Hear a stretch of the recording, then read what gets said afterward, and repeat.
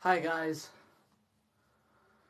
Oh, let's do this again, hey? Let's have some more Hobbit. Just wait for some folk to join. Hello! Hello everyone. Question is, can I read in this dim lighting? So if you have just joined this series, which we've been doing over the course of this week, and we'll be doing it until the end of the book, but basically every sort of couple of days I will go through a couple of chapters of The Hobbit, dressed as Bilbo Baggins, and so far we have escaped Gollum's cave and obtained the One Ring. So we've escaped the troll, so we've escaped the Misty Mountains and Gollum's cave and the goblins, and we've escaped the wargs on the backs of the eagles. We've made it to Beorn's house, and he has given them the advice to stay on the path as they enter Mirkwood. So that's what we're just about to do. We're just about to enter the woods of Mirkwood.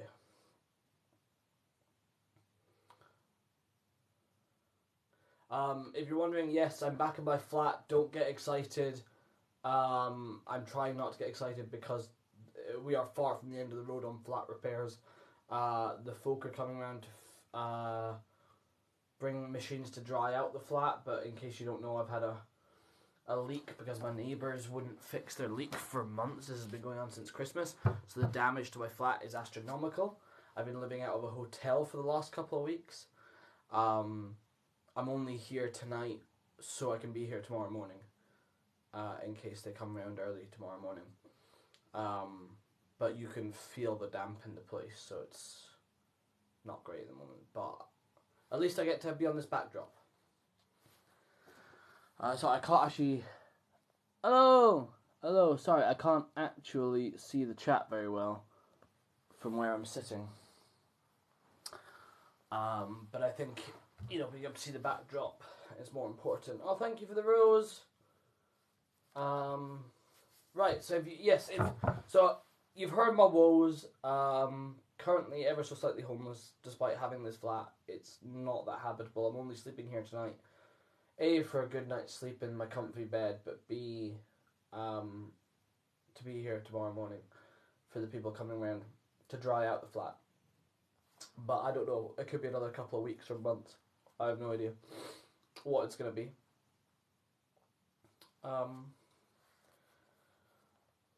Anyway, Chapter 8.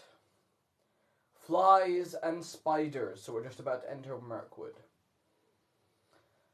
They walked in single file. The entrance to the path was like a sort of arch leading into a gloomy tunnel made by two great trees that leant together.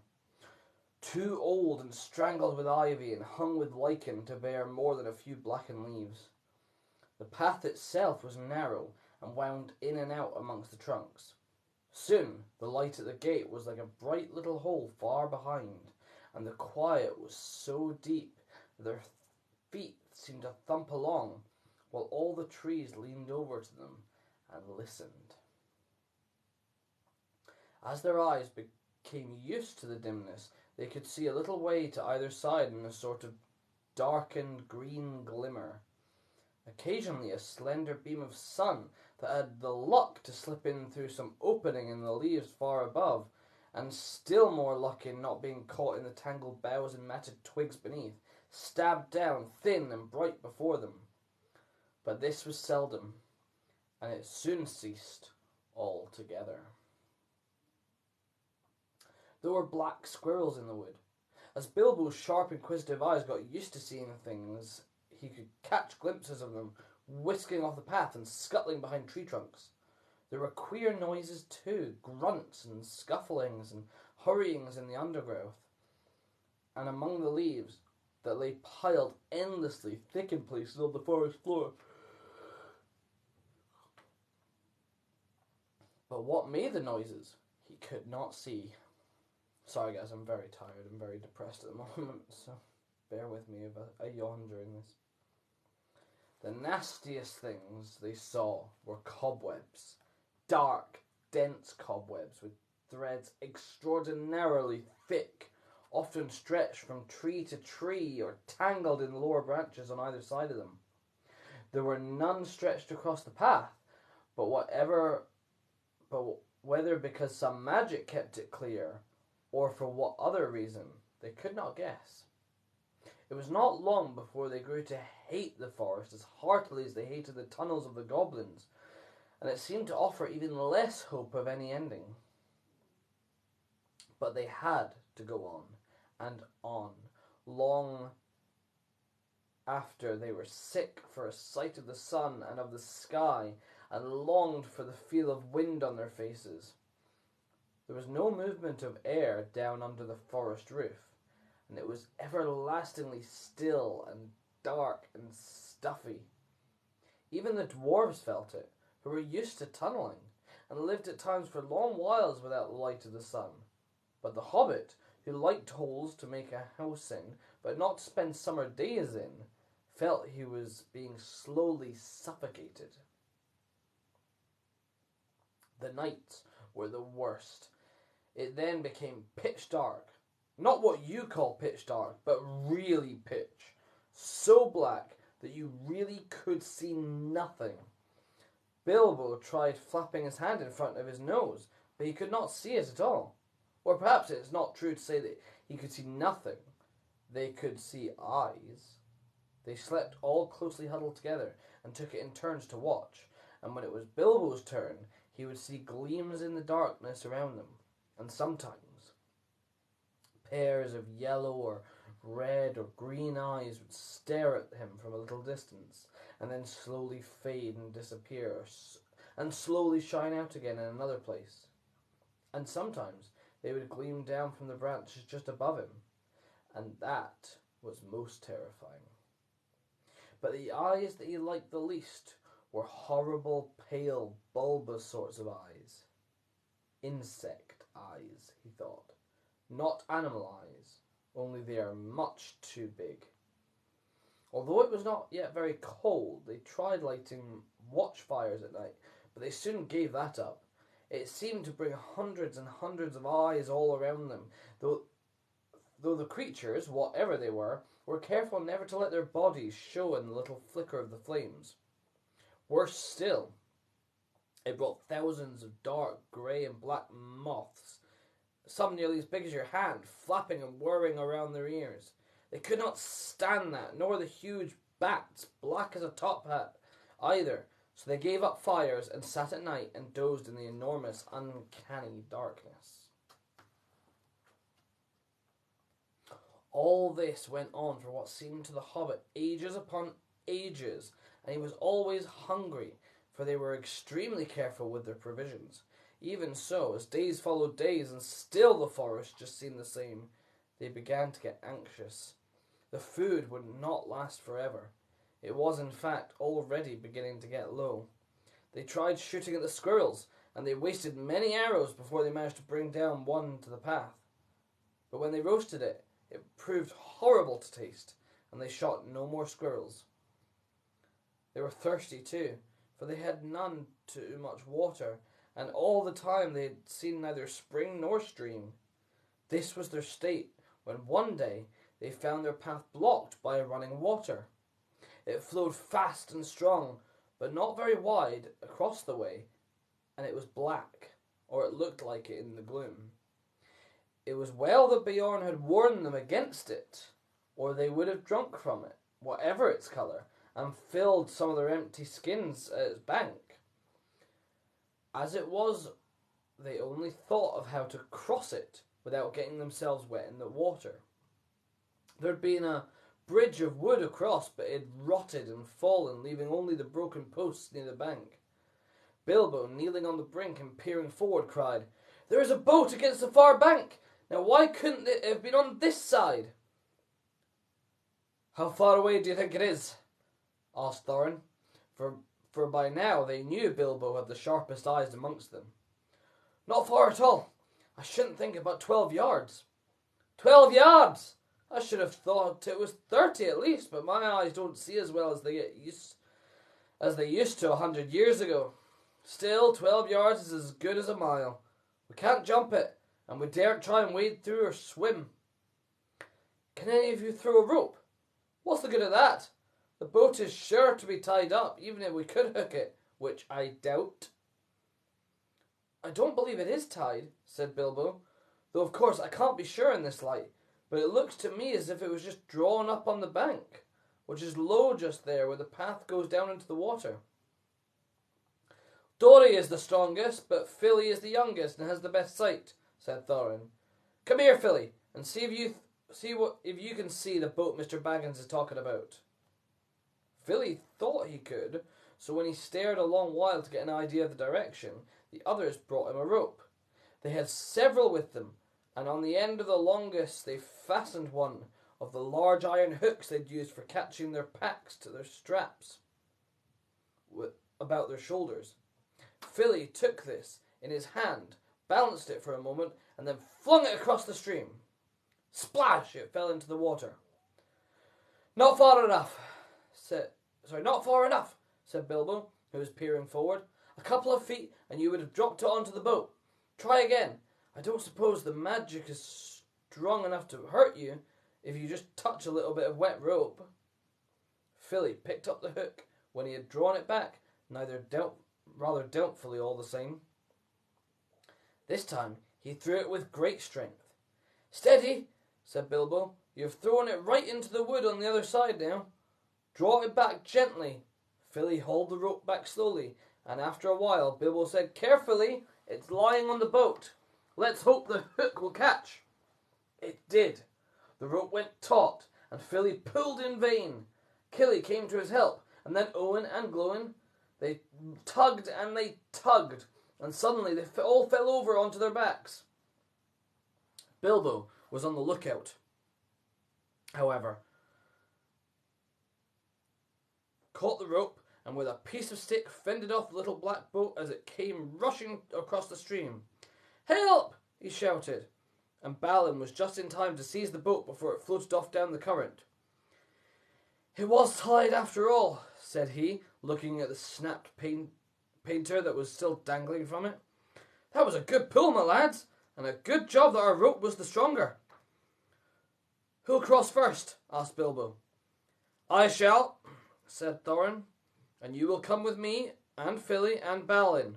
That's as many as the boat will hold at a time. After that, Killy and Owen and Glowin and Dory. Next, Ori, Nori, Biffer and Bofer. And last, Dwalin and Bomber. I'm always last and I don't like it, said Bomber. It's somebody else's turn today. You should not be so fat. As you are, you must be with the last and lightest boatload. Don't start grumbling against orders, or something bad will happen to you. There aren't any oars. How are you going to push the boat back to the far bank? Asked the Hobbit. Give me another length of rope and another hook, said Philly. And when they got it ready, he cast it into the darkness ahead and as high as he could throw it. Since it did not fall down again, they saw that it must have been stuck in the branches. Get in now, said Philly, and one of you haul on the rope that's stuck in a tree on the other side. One of the others must keep hold of the hook we used at first, and when we are safe on the other side, he can hook it on, and you can draw the boat back. In this way, they were all soon on the far bank, safe across the enchanted stream.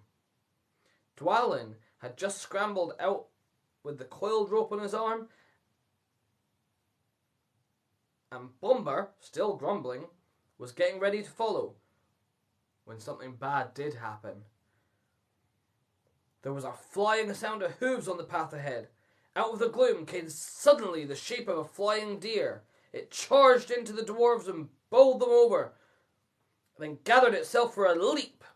High it sprang and cleared the water with a mighty jump, but it did not reach the other side in safety. Thorin was the only one who kept his feet and his wits. As soon as they had landed, he bent his bow and fitted an arrow in case any hidden guardian of the boat appeared.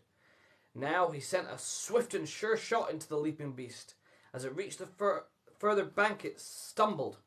The shadows swallowed it up, but they heard the sound of hooves quickly falter and then go still.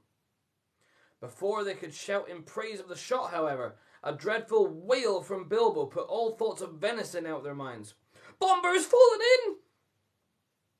Bomber's drowning!" he cried. It was only too true. Bomber had only 1 foot on the land when the heart bore down on him and sprang over him, and he had stumbled, thrusting the boat away from the bank, and then toppled into the dark water, his hands slipping off the slimy roots at the edge, while the boat span slowly and disappeared. They could still see his hood above the water when they ran to the bank. Quickly they flung a rope with a hook towards him. His hands caught it, and they pulled him back to the shore. He was drenched from head to foot. But of course, that was not the worst. When they laid him down on the bank, he was already fast asleep, with one hand clutching the rope so tight that they could not get it from its grasp. And fast asleep he remained, in spite of all they could do. They were still standing over him, cursing their ill luck and Bomber's clumsiness, and lamenting the loss of the boat, which made it impossible for them to go back and look for the heart, when they became aware of the dim blowing of horns in the wood, and the sound as of dogs baying far off. Then they all fell silent, and as they sat, it seemed they could hear the noise of a great hunt going by to the north of the path, though they saw no sign of it. There they sat for a long while, and did not dare to make a move. Bomber slept on with a smile on his fat face, as if he no longer cared for all the troubles that vexed them. Suddenly on the path ahead appeared some white deer, a hind and some fawns as snowy white as the heart had been dark. They glimmered in the shadows. Before Thorin could cry out, 3 of the dwarves had leaped to their feet and loosed off arrows from their bows. None seemed to find their mark. The deer turned and vanished into the trees, silently as they'd come, and in vain the dwarves shot their arrows after them. "Stop! Stop!" shouted Thorin, but it was too late. The excited dwarves had wasted their last arrows, and now the bows that Bjorn had given them were useless. They were a gloomy party that night, and the gloom gathered deeper on them still the following days. They had crossed the enchanted stream, but beyond it the path seemed to straggle on just as before, and in the forest they could see no change. Yet if they had known more about it and considered the meaning of the hunt and the white deer that had appeared upon the path, they would have known that they were at last dawning towards the eastern edge, and would soon have come, if they could have kept their courage and their hope, to thinner trees and places where the sunlight came again. But they did not know this, and they were burdened with the heavy body of Bomber, which they had to carry along with them as best they could, taking the wearisome task in turns of 4 each, while the others shared their packs. If these had not become all too light in the last few days, they would have never managed it, but a slumbering and smiling Bomber was a poor exchange for packs filled with food, however heavy, in a few days at a time, when there was practically nothing left to eat or drink. Nothing wholesome could they see growing in the wood, only funguses and herbs with pale leaves and an unpleasant smell. About 4 days from the enchanted stream, they came to a part where most of the trees were beeches. They were at first inclined to be cheered by the change, for here there was no undergrowth, and the shadow was not so deep. There was a greenish light about them, and in places they could see some distance to either side of the path. And yet the light only showed them endless lines of straight grey trunks like the pillars of some huge twilight hall. There was a breath of air and a noise of wind, but it had a sad sound. A few leaves came rustling down to remind them that outside autumn was coming on. Their feet ruffled among the dead leaves of countless other autumns that drifted over the banks of the path from the deep red carpets of the forest. And still Bomber slept, and they grew very weary. At times they heard disquieting laughter. Sometimes there was singing in the distance too. The laughter was the laughter of fair voices, not of goblins, and the singing was beautiful, but it sounded eerie and strange, and they were not comforted. Rather, they hurried on from those parts with what strength they had left. 2 days later, they found their path going downwards, and before long they were in a valley filled almost entirely with a mighty growth of oaks. "Is there no end to this accursed forest?" said Thorin. "Somebody must climb a tree and see if he can get his head above the roof and have a look around. The only way is to choose the tallest tree that overhangs the path." Of course, somebody meant Bilbo. They chose him because to be any use, the climber must get his head above the topmost leaves, so it must be light enough for the highest and slenderest branches to bear him. So poor Mr. Baggins had never had so much practice in climbing trees, but they hoisted him up into the lowest branches of an enormous oak that grew right out onto the path, and up he had to go as best he could. He pushed his way through the tangled twigs, and with many a slap in the eye, he was greened and grimed and from the old bark of the greater boughs. More than once he slipped and caught himself just in time, and at last, after a dreadful struggle at a difficult place where there seemed to be no convenient branches at all, he got near the top. All the time he was wondering whether there were spiders in the tree and how he was going to get down again, except by falling. In the end, he poked his head above the roof of the leaves, and then he found spiders all right, but they were only small ones of ordinary size, and they were after butterflies. Bilbo's eyes nearly blinded by the light.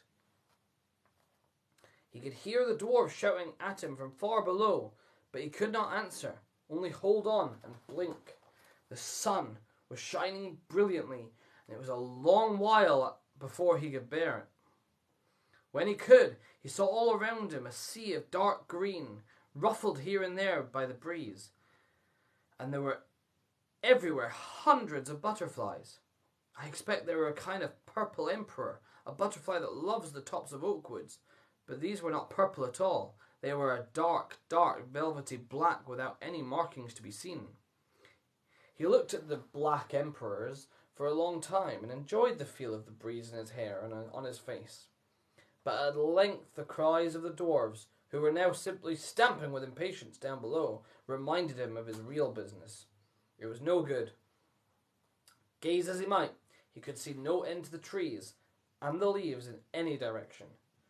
His heart, though it had been lightened by the sight of the sun and the feel of the wind, sank back down into his toes. There was no food to go back down below. Actually, as I have told you, they were not far off from the edge of the forest, and if Bilbo had the sense to see it, the tree that he climbed, though it was tall in itself, was standing near the bottom of a wide valley, so that from its top the trees seemed to swell up around like the edges of a great bowl, and he could not expect to see how far the forest lasted. Still he did not see this, and he climbed down full of despair. He got to the bottom again at last, scratched, hot and miserable, and he could not see anything in the gloom below when he got there. His report soon made the others feel as miserable as he was. "The forest goes on for ever and ever and ever in all directions. Whatever shall we do? What is the use of sending a hobbit?" They cried, "What is the use of sending a hobbit?" They cried as if it was his fault. They did not care tuppence about the butterflies, and were only made more angry when he told them of the beautiful breeze, which they were too heavy to climb up and feel. That night they ate their very last scraps and crumbs of food, and next morning, when they woke, the first thing they noticed was that they were still gnawingly hungry, and the next thing was it was raining, and that here and there the drip of it was dropping heavily on the forest floor. That only reminded them that they were also parchingly thirsty, without doing anything to relieve them. You cannot quench a terrible thirst by standing under oaks and waiting for a chance drip to fall on your tongue. The only scrap of comfort there was came unexpectedly from Bomber. He woke up suddenly and sat up, scratching his head. He could not make out where he was at all, nor why he felt so hungry, for he had forgotten everything that had happened since they started their journey that May morning long ago. The last thing that he remembered was the party at the Hobbit's house, and they had great difficulty in making him believe their tale of all the many adventures they'd had since. When he heard there was nothing to eat, he sat down and wept for he felt very weak and wobbly in the legs. "Why ever did I wake up?" he cried. I was having such a beautiful dream. I dreamed I was walking in a forest rather like this one, only lit with torches on the trees and lamps swinging from the branches and fires burning on the ground. And there was a great feast going on forever. A woodland king was there with a crown of leaves, and there was a merry singing, and I could not count or describe the things there were to eat or drink. "You need not try," said Thorin. "In fact, if you can't talk about something else, you'd better stay silent. We are quite annoyed enough with you as it is. If you hadn't waked up, we should have left you here for your idiotic dreams in the forest. You're no joke to carry, even weeks of short commons." There was nothing now to be done but to tighten belts around their empty stomachs, hoist their empty sacks and packs, and trudge along the track, without any great hope of ever getting to the end before they lay down and died of starvation. This they did all that day, going very slowly and wearily, while Bomber kept on wailing that his legs would not carry him and he wanted to lie down and sleep. "No, you don't," they said. Let your legs take their share. We've carried you far enough." All the same, he suddenly refused to go a step further and flung himself on the ground. "Go on if you must," he'd said. "I'm just going to lie here and sleep and dream of food, and if I can't get it any other way, I hope I never wake up again." And that very moment, Balin, who was a little way ahead, called out, "What was that? I thought I saw a twinkle of light in the forest." They all looked, and a long way off, it seemed, they saw a red twinkle in the dark. Then another, and another sprang out beside it. Even Bomber got up, and they hurried along then, not caring if it was trolls or goblins. The light was in front of them, and had to be left to the path. And when at last they had drawn level with it, it seemed plain that torches and fires were burning under the trees, but a good way off their track. "It looks like my dreams are coming true," gasped Bomber, puffing up ahead. He wanted to rush straight off into the woods after the lights, but the others remembered only too well the warnings of the wizard and of Beorn. "A feast would be no good if we never got back alive from it," said Thorin. "But without a feast I shan't remain alive much longer anyway," said Bomber, and Bilbo heartily agreed with him. They argued about it backwards and forwards for a long time, until they agreed at length to send out a couple of spies to creep near the lights and find out more about them. But then they could not agree on who was to be sent. No one seemed anxious to run the chance of being lost and never finding his friends again.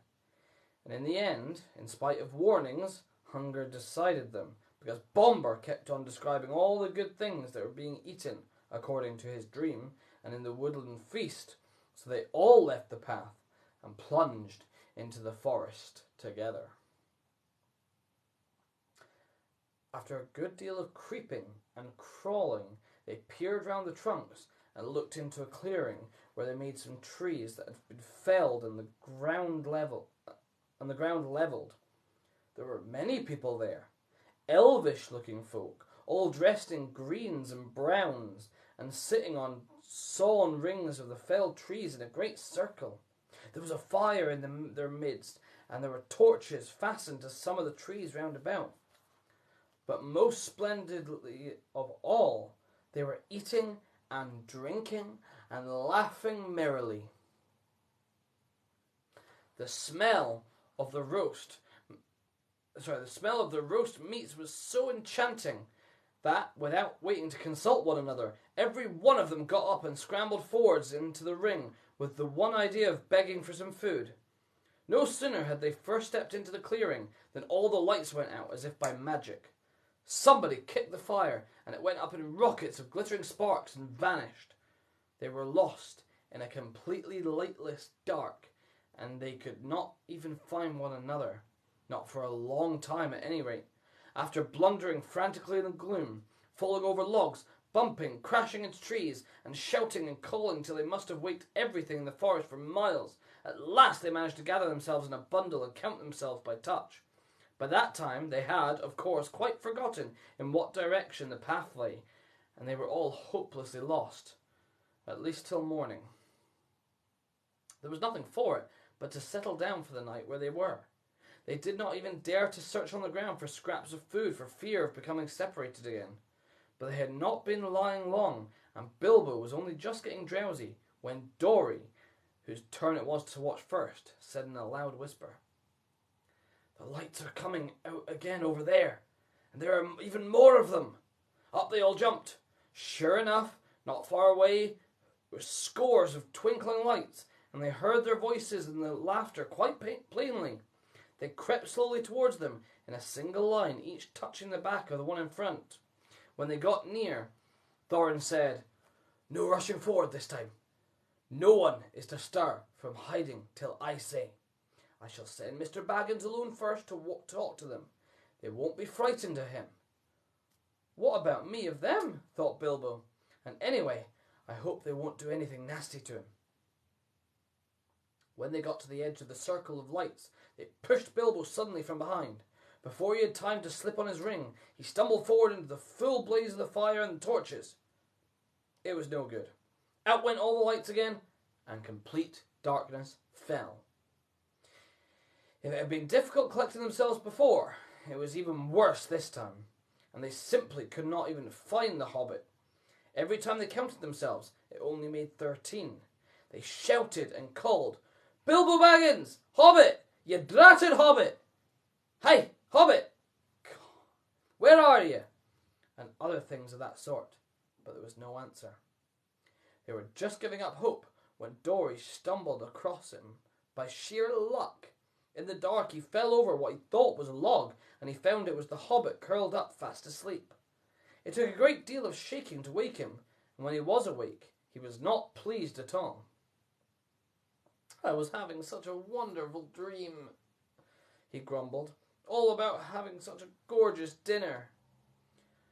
"Good heavens, he's gone like Bomber," they said. "Don't tell us about dreams. Dream dinners aren't any good, and we can't share them." "They're the best I'm likely to get in this beastly place," he muttered as he lay down beside the dwarves and tried to go back to sleep and find his dream again. But that was not the last of the lights in the forest. Later, when the night must have been getting old, Killy, who was watching then, came and roused them all, saying, "There's a regular blaze of light begun not far away. Hundreds of torches, and many fires must have lit suddenly by magic, and hark to the singing in the harps." After lying and listening for a while, they found they could not resist the desire to go nearer and try once more to get help. Up they got again, and this time the result was disastrous. The feast that they now saw, greater and more magnificent than ever before, and at the head of a long line of feasters sat a woodland king in a crown of leaves upon his golden hair, very much as Bomber had described the figure in his dream. The elvish folk were passing bowls from hand to hand and across the fires, and some were harping and many were singing.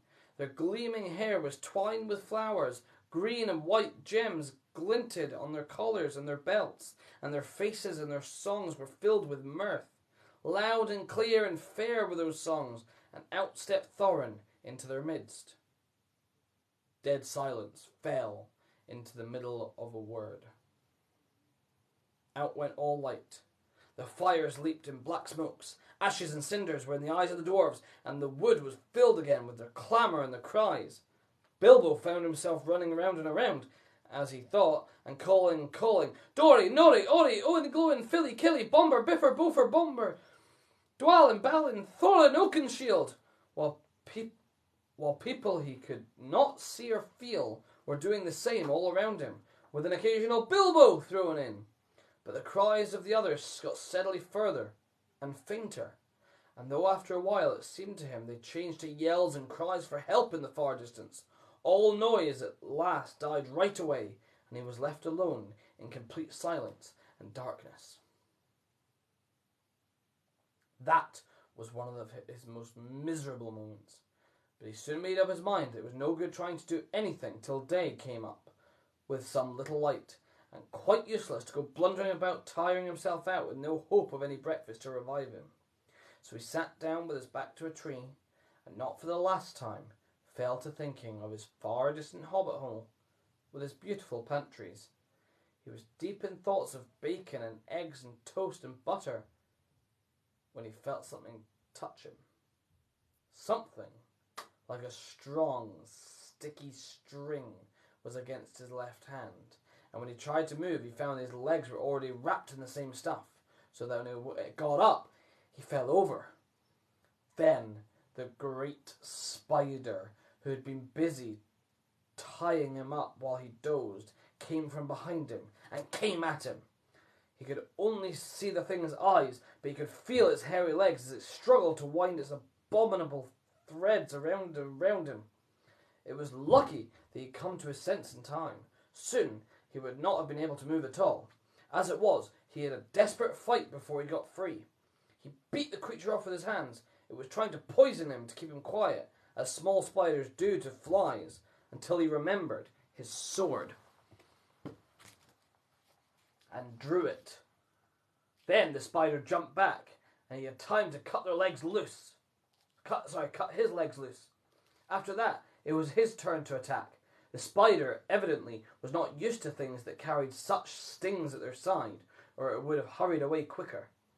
Bilbo came at it before it could disappear and stuck it with his sword right in the eyes. Then it went mad and leaped and danced and flung its legs in horrible jerks until he killed it with another stroke, and he fell down and remembered nothing more for a long while. There was the usual dim grey light of the forest day about him when he came to his senses. The spider lay dead beside him, and his sword blade was stained black. Somehow, the killing of the giant spider, all alone by himself in the dark without the help of the wizard or the dwarves or of anyone else, made a great difference to Mr. Baggins. He felt a different person, a much fiercer and bolder in spite of an empty stomach, as he wiped his sword on the grass and put it back in its sheath. "I will give you a name," he said to it, "and I shall call you Sting."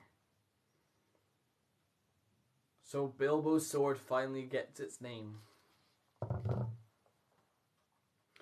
After that, he set out to explore. The forest was grim and silent, but obviously he had first of all to look for his friends, and were not likely to be very far off unless they'd been made prisoners by the elves, or worse things. Bilbo felt that it was unsafe to shout, and he stood a long while wondering in what direction the path lay, and in what direction he should go first to look for the dwarves. "Oh, why did we not remember Beorn's advice, or Gandalf's?" he lamented. "What a mess we're in now. I only wish it was we. It's a horrible thing being all alone." In the end, he made a good guess as he could at the direction from which the cries for help had come in the night, and by luck he was born with a good share of it. He guessed more or less right, as you will see. Having made up his mind, he crept along as cleverly as he could. Hobbits are clever at quietness, especially in woods, as I've already told you. Also, Bilbo had slipped on his ring before he started. That is why the spiders neither heard nor saw him coming. He had picked his way stealthily for some distance when he noticed a place of dense black shadow ahead of him. Black even for the forest, like a patch of midnight that had never been cleared away. As he drew nearer, he saw it was made by spider webs, one behind another, tangled with another. Suddenly he saw, too, that there were spiders, huge and horrible, sitting in the branches above him. And ring or no ring, he trembled with fear lest they should discover him. Standing behind a tree, he watched a group of them for some time, and in the silence and stillness of the wood, he realized that these loathsome creatures were speaking to one another. Their voices were a sort of thin creaking and hissing, but he could make out many of the words that they said. They were talking about the dwarves. "It was a sharp struggle, but worth it," said one. What nasty thick skins they have, to be sure, but I'll wager there is good juice inside. Aye, they'll make fine eating when they've hung up a bit, said another. Don't hang them too long, said a third. They're not as fat as they might be. Been feeding none too well of late, I should guess. Kill 'em, I say. Kill 'em now, and hang 'em dead for a while. They're dead now, I'll warrant, said the first. That they are not. I saw one is struggling just now. Just coming round again, I should say, after a beautiful sleep. I'll show you. Don't know why that's the voices of the spiders, but that's the voices we're going with. With that, one of the fat spiders ran along a rope until it came to a dozen bundles hanging in a row from a high branch. Bilbo was horrified now that he noticed them for the first time dangling in the shadows. To see a dwarvish foot sticking out of the bottoms of some of the bundles, or here and there the tip of a nose or a bit of beard or a bit of hood. To the fattest of these bundles the spider went. It is poor old Bomber, I bet, thought Bilbo, and nipped hard at the nose that stuck out. There was a muffled yelp inside, and a toe shot up and kicked the spider straight and hard. There was life in Bomber yet. There was a noise like the kicking of a flabby football, and the enraged spider fell out of the branch, only catching itself with its own thread just in time. The others laughed. You were quite right, they said. The meat's alive and kicking. I'll soon put an end to that, hissed the angry spider, climbing back onto the branch. Bilbo saw that moment had come when he must do something. He could not get up at the brutes, and he had nothing to shoot with, but looking about, he saw in this place there were many stones lying in what appeared to now be a little dry watercourse. Bilbo was pretty fair shot with a stone, and it did not take him a while to find a nice smooth egg-shaped one that fitted his hand cosily. As a boy, he used to practice throwing stones at things, until rabbits and squirrels and even birds got out of his way as quick. It was lightning if they saw him stoop, and even growing up he'd still spent a lot of time at quoits, dart throwing, shooting at the wand, bowls, ninepins, and other quiet games of the aiming and throwing sort. Indeed, he could do a lot of things besides blowing smoke rings, asking riddles, and cooking, and that I haven't had time to tell you about. There's no time now. While he was picking up some stones, the spider had reached Bomber, and soon he would have been dead. At that moment, Bilbo threw. The stone struck the spider plunk on the head, and it dropped senseless off the tree, flopped to the ground, with all its legs curled up. The next stone went whizzing through a big web, snapping its cords and taking off the spider sitting in the middle of it. Whack! Dead. After that, there was a good deal of commotion in the spider colony, and they forgot the dwarves for a bit, I can tell you. They could not see Bilbo, but they could make a good guess at the direction from which the stones were coming. As quick as lightning, they came running and swinging across from towards the Hobbit, flinging out their long threads in all directions, till the air seemed full of waving snares. Bilbo, however, soon slipped away to a different place. The idea came to him to lead the furious spiders further and further away from the dwarves, if he could, to make them curious, excited, and angry all at once. Then about 50 had gone off to the place where he'd stood before. He threw some more stones at these, and the others who'd stopped behind. And dancing among the trees, he began to sing a song to infuriate them and bring them all after him, and also let the dwarves hear his voice. So this is what he sang. Old fat spider spinning in a tree. Old fat spider can't see me. Antacrop, won't you stop? Stop your spinning and look for me. Old Tom Noddy, old big body. Old Tom Noddy can't spy me. Attercop, don't you drop. You'll never catch me down your tree. Not very good, perhaps. And then you must remember that he had to make it up himself on the spur at a very awkward moment. It did what he wanted anyway. As he sang, he threw some more stones and stamped. Practically all the spiders in the place came after him. Some dropped to the ground, others raced along the branches, swung from tree to tree, or cast new ropes across the dark spaces. They made for his noise far quicker than he'd expected. They were frightfully angry.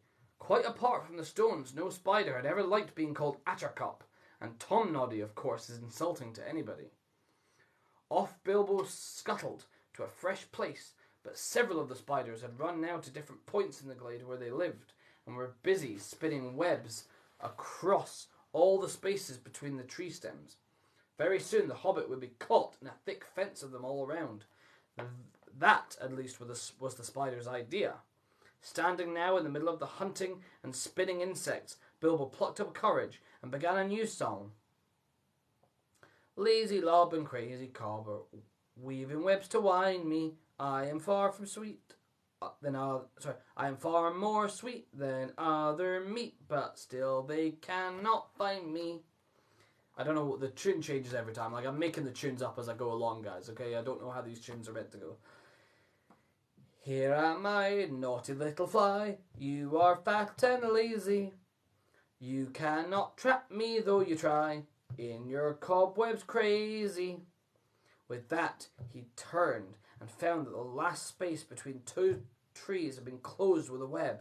But luckily, not a proper web.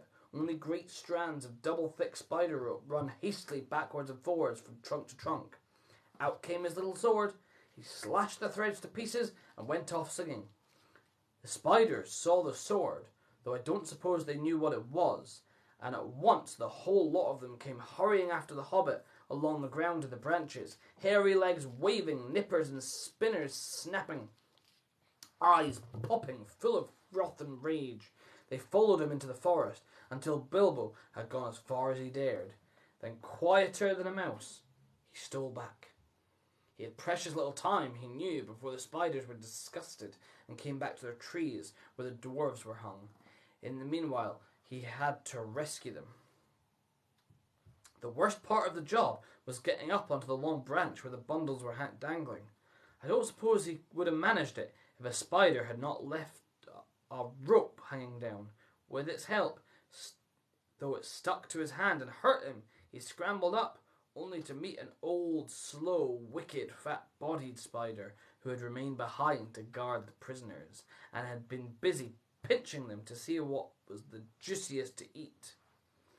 He had thought of starting the feast while the others were away, but Mr. Baggins was in a hurry, and before the spider knew what had happened, it had felt sting and rolled off the branch, dead. Bilbo's next job was to loose a dwarf.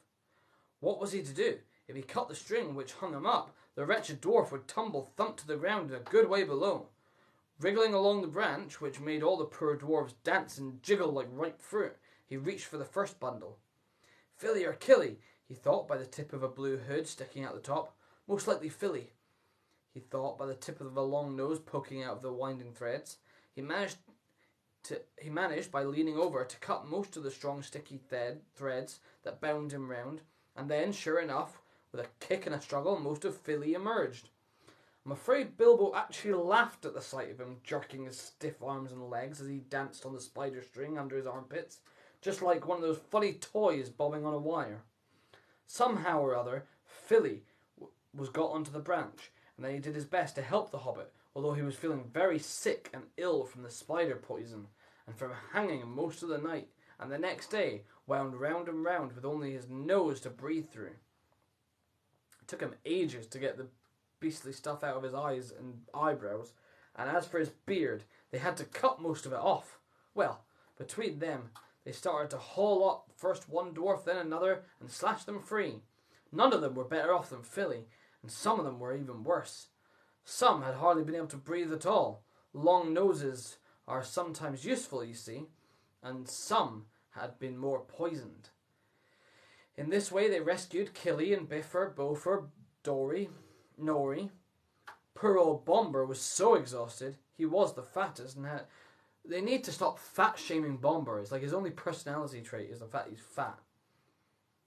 He was the fattest, and not only been consistently pinched and poked, that he just rolled off the branch and fell plop onto the ground. fortunately onto leaves, and lay there. But there were still 5 dwarves hanging at the end of the branch when the spiders began to come back, more full of rage than ever. Bilbo immediately went to the end of the branch nearest the tree trunk and kept back those who crawled up.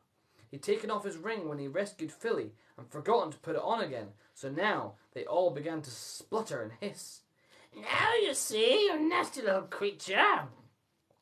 We will eat you and leave your bones and skin hanging on a tree. Ugh, he's got a sting, has he? Well, get him all the same, and then we'll hang him head down for a day or two. While this was going on, the other dwarves were working at the rest of the captives and cutting at the threads with their knives. Soon all would be free, but it was not clear what would happen after that. The spiders had caught them pretty easily that night before, but that had been unawares and in the dark. This time there looked like being a horrible battle. Then suddenly Bilbo noticed that some of the spiders had gathered round old Bomber on the floor and had tied him up again and were dragging him away. He gave a shout and slashed at the spiders in front of him. They quickly gave way, and he scrambled and fell down the tree right in the middle of those on the ground. His little sword was something new in the ways of stings for them. How it darted to and fro. It shone.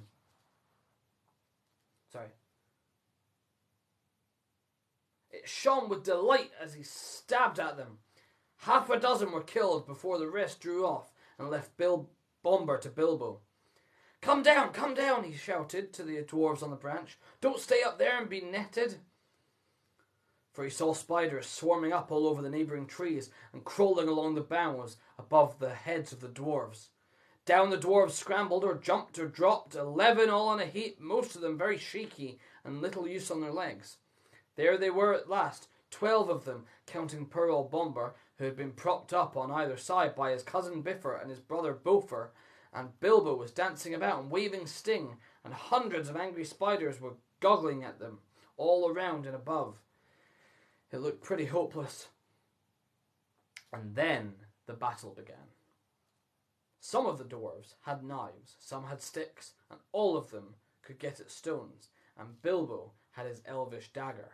Again and again the spiders were beaten off, and many of them were killed, but it could not go on for long. Bilbo was nearly tired out. Only 4 of the dwarves were able to stand firmly, and soon they'd all be overpowered like weary flies. Already the spiders were beginning to weave their webs all around them, again from tree to tree. In the end, Bilbo could think of no plan except to let the dwarves into the secret of his ring. He was rather sorry about it, but it could not be helped. I'm going to disappear, he said. I shall draw the spiders off if I can, and you must keep together and make in the opposite direction. To the left there, that is more or less the way towards the place where we last saw the elf fires. It was difficult to get them to understand, with their dizzy heads and the shouts and the whacking of sticks and the throwing of stones, but at last Bilbo felt he could delay no longer. The spiders were drawing their circle ever closer. He suddenly slipped on the ring, and to the great astonishment of the dwarves, he vanished. Soon there came the sound of Lazy Lob and Attercop from among the trees away on the right. That upset the spiders greatly. They stopped advancing, and some went off in the direction of the voice. Attercop made them so angry they lost their wits. Then Balin, who had grasped Bilbo's plan better than the rest of them, led an attack. The dwarves huddled together in a knot. Sending a shower of stones, they drove the spiders on the left and burst through the ring. Away behind them now, the shouting and singing suddenly stopped. Hoping desperately that Bilbo had not been caught, the dwarves went on. Not fast enough, though. They were sick and weary, and they could not go much better than a hobble and a wobble, though many of the spiders were close behind. Every now and then they had to turn and fight the creatures that were overtaking them, and suddenly some spiders were in the trees above them and throwing down their long, clinging threads. Things were looking pretty bad again. Then suddenly Bilbo reappeared and charged into the astonished spiders, unexpectedly, from the side. Go on, he shouted. I will do the stinging. And he did. He darted backwards and forwards, slashing at spider threads, hacking at their legs, and stabbing at their fat bodies as they came too near. The spiders swelled with rage and spluttered and frothed and hissed out horrible curses as they as they had become mortally afraid of Sting and dared not come anywhere near, now that it had come back. So, curse as they would, their prey moved slowly but steadily away. It was a most terrible business, and seemed to take hours. But at last, just when Bilbo felt he could not lift his hand for a single stroke more, the spiders finally gave it up and followed them no more, but went back disappointed to their dark colony. The dwarves then noticed that they'd come to the edge of a ring where elf fires had been.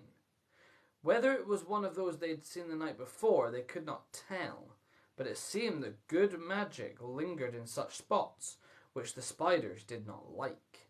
At any rate, here the light was greener, and the boughs less thick and threatening, and they had a chance to rest and draw breath. This is a long chapter, guys. We're almost at the end of this chapter. There they lay for some time, puffing and panting, but very soon they began to ask questions. They began to have the whole vanishing business very carefully explained, and the finding of the ring interested them so much that for a while they forgot about their own troubles. Balin in particular insisted on having the Gollum story, riddles and all, told all over again with the ring in its proper place. But after a time the light began to fail, and other questions were asked. Where were they? Where was their path? And was there any food? And what were they going to do next? These questions they asked over and over again, and it was from little Bilbo they seemed to expect to get the answers. From which you can see they very much had changed their opinion of Mr. Baggins, and had begun to have a very great respect for him, as Gandalf said they would. Indeed, they really expected him to think of some wonderful plan for helping them, and were not merely grumbling. They knew only too well that they would soon all be dead if it had not been for the Hobbit, and they thanked him many times. Some of them even got up and bowed right to the ground before him, though they fell over with their effort and could not get their legs again for some time. Knowing the truth about the vanishing did not lessen their opinion of Bilbo at all, for they saw that he had some wits as well as luck and a magic ring, and all three were very useful possessions. In fact, they praised him so much that Bilbo began to feel there was something of a bold adventurer about himself. After all, although he would have felt a lot bolder still if there had been anything to eat. But there was nothing at all. And none of them were fit enough to go look for anything, or to search for the lost path. The lost path! No other idea would come into Bilbo's tired head. He just sat staring in front of him at the endless trees, and after a while they all felt silent again. All except Balin. Long after the others had stopped talking and shut their eyes, he kept on muttering to himself and chuckling to himself. Gollum! Well, I'm blessed. So that's how he sneaked past me, is it? Now I know. Just kept quietly along, did you, Mr. Baggins? Buttons all over the doorstep. Good old Bilbo. Bilbo. And then he fell asleep, and there was a complete silence for a long while. All of a sudden, Dwalin opened an eye and looked round at them. Where is Thorin? He asked. It was a terrible shock. Of course, there were only 13 of them, 12 dwarves and the Hobbit. Where indeed was Thorin? They wondered what evil fate had befallen him, magic or dark monsters, and shuddered as they lay lost in the forest. There they dropped off one by one into uncomfortable sleep full of horrible dreams as evening wore to black night, and there we must leave them for the present too, sick and weary to set guards or to take turns at watching. Thorin had been caught much faster than they had. You remember Bilbo falling like a log into sleep as he stepped into a circle of light. The next time it had been Thorin who stepped forward, and as the lights went out he fell like a stone, enchanted. all the noise of the dwarves lost in the night. Their cries of spiders caught them and bound them, and all the sounds of the battle next day had passed over him unheard. Then the wood elves had come to him and bound him and carried him away. The feasting people were wood elves, of course. These are not wicked folk. If they have a fault, it is distrust of strangers. Though their magic was strong, even in those days, they were wary. They differed from the high elves of the west and were more dangerous and less wise. For most of them, together with their scattered relations in the hills and mountains, were descended from the ancient tribes that never went to Fairy in the west. There the light elves and the deep elves and the sea elves went and lived for ages and grew fairer and wiser and more learned and invented their magic and their cunning craft in the making of beautiful and marvellous things before some came back into the wide world. In the wide world, the wood elves lingered in the twilight of our moon and sun, but loved best the stars, and they wandered in the great forests that grew tall in lands that are now lost. They dwelt most often by the edges of the woods, from which they could escape at times to hunt or to ride, and run over the open lands by moonlight or starlight, and after the coming of men they took over more and more to the gloaming and the dusk. Still, elves they were, and remain, and that is good people. In a great cave some miles within the edge of Mirkwood on its eastern side, there lived at this time their greatest king. Before his huge doors of stone, and a river ran out of the heights of the forest and flowed on and out into the marshes at the feet of the high wooded lands. This great cave, from which countless smaller ones opened up on every side, wound far underground and had many passages and wide halls. But it was lighter and more wholesome than any goblin dwelling, and neither so deep nor so dangerous. In fact, the subjects of the king mostly lived and hunted in the open woods, and had houses or huts on the ground and in the branches. The beeches were their favourite trees. The king's cave was his palace, and the strong place of his treasure, and the fortress of his people against their enemies. It was also the dungeons of his prisoners. So to the cave they dragged Thorin, not too gently, for they did not love dwarves, and thought he was an enemy. In ancient days they had wars with some of the dwarves, whom they'd accused of stealing their treasure. It is only fair to say that the dwarves gave a different account, and said they only took what was their due, for the Elf King had bargained with them to shape his raw gold and silver, and had afterwards refused to give them their pay. If the Elf King had a weakness it was for treasure, especially for silver and white gems, and although his hoard was rich, he was ever eager to have more, since he had not yet as great a treasure as other elf lords of old. His people neither mined nor worked metals or jewels, nor did they bother much with the trade or tilling of the earth. All this was well known to every dwarf, though Thorin's family had nothing to do with the old quarrel I have spoken of. Consequently, Thorin was angry at his treatment, and they took their spell off him, and he came to his senses, and also he was determined that no word of gold or jewels should be dragged out of him. The king looked sternly on Thorin when he was brought before him, and asked him many questions, but Thorin would only say that he was starving.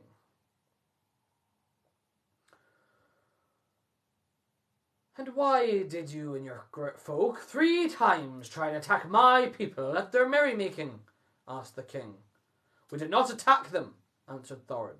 "We came to beg, because we were starving." "Where are your friends now, and what are they doing?" "I don't know, but I expect starving in the forest." "And what were you doing in the forest?" "Looking for food and drink, because we were starving." "But what brought you into the forest at all?" asked the king angrily. At that, Thorin shut his mouth and would not say another word. "Very well," said the king. "Take him away and keep him safe until he feels inclined to tell us the truth, even if he waits 100 years.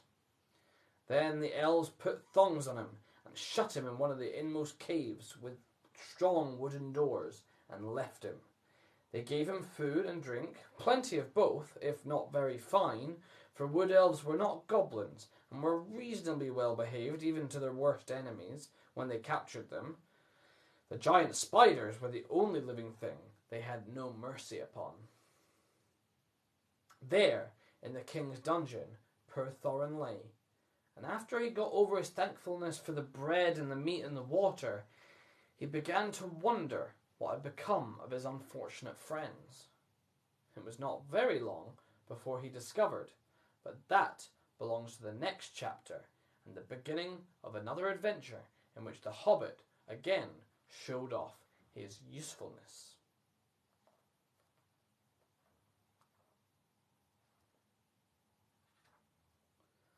So we're just approaching chapter 9. Barrels out of bound. I hope you guys are enjoying that. I'm just going to take a quick reading break.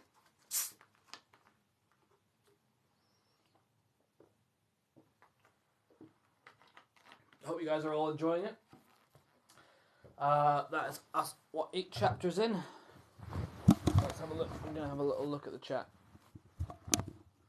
Okay, what have we got? Sorry, let's put the light up here.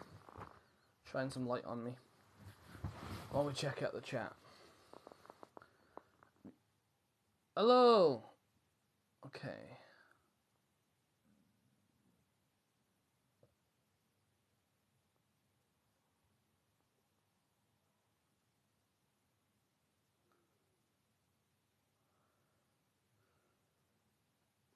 Sorry, I'm just muting some arseholes.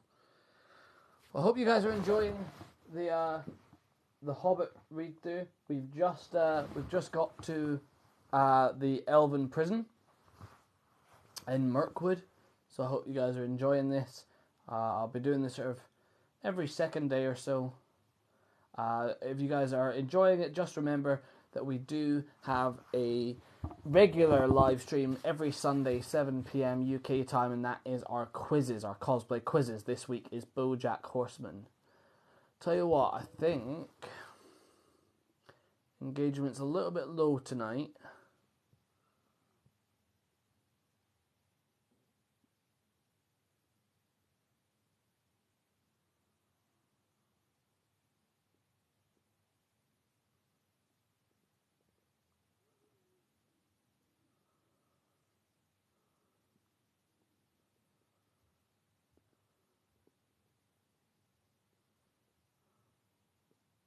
Right, yeah, I think we might call it tonight just because I am a bit tired. Right, so what day are we on? We're on Friday. When should we pick this up? So it won't be on... So I've been doing this every second day, but we won't be doing it on Sunday because we'll be doing our BoJack Horseman quiz. Might have an opportunity to do it tomorrow night. If you guys are interested, we might get through some more of The Hobbit, but I think tonight I'm going to call it quits, if that's alright. But yeah, I hope you enjoyed that, and I tried to make it as dramatic as possible.